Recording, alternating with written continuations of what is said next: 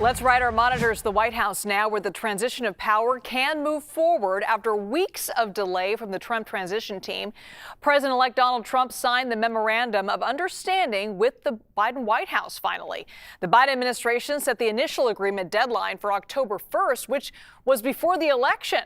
But Trump failed to adhere to that date, citing concerns over an ethics pledge to avoid any conflicts of interest while in office. Now, the White House, meanwhile, continues to stress the importance of this moment. A White House spokesperson said, quote, "A smooth transition is critical to the safety and security of the American people who are counting on their leaders to be responsible and prepared."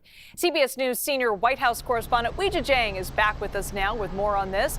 And Weijia, several lawmakers spoke out against the transition of power agreement, citing concerns of corruption and national security threats. Can you walk us through why this agreement prompted those responses?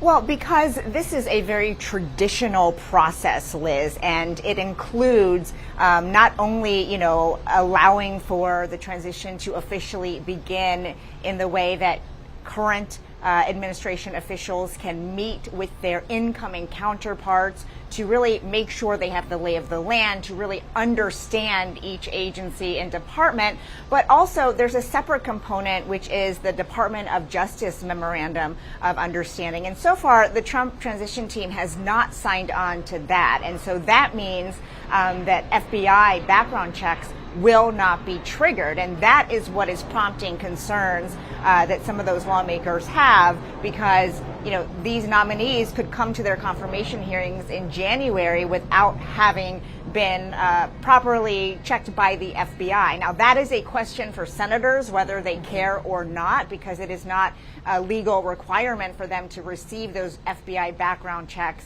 before those confirmation hearings begin. We should also point out that some other Republican senators say the opposite of what you just mentioned, and they claim that American people don't care whether or not President-elect Trump requires these background checks for his nominees. And Weijia, I want to switch gears here for a moment. We just received this statement from the Trump-Vance team about threats to the recent Trump cabinet picks. And that statement says, quote, "President Trump and the transition team are focused on doing the work of uniting our nation by ensuring a safe and prosperous future with President Trump as our example. Dangerous acts of intimidation and violence will not deter us." So what more do we know about these threats, Weijia?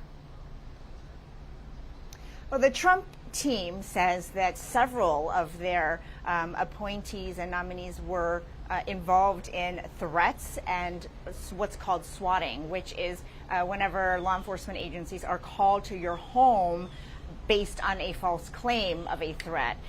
So we don't know yet exactly how many people were impacted. We can tell you that Congresswoman Elise Stefanik was among them, because she released a statement saying that she, her husband, and 3-year-old son were driving from Washington, D.C. back to their home in New York when they were alerted that police were called to their home for a bomb threat. So obviously this is incredibly disruptive and frankly scary if they are receiving these threats themselves. And that is why the Trump team issued that statement. So we are gathering more information about what happened and who was impacted. We can report that nobody who received Secret Service detail, including President-elect Trump, Vice President-elect Vance, and their family members, were impacted by these several incidents. But any threats of violence to anyone is obviously very disturbing there. All right, Weijia Jiang, thank you so much.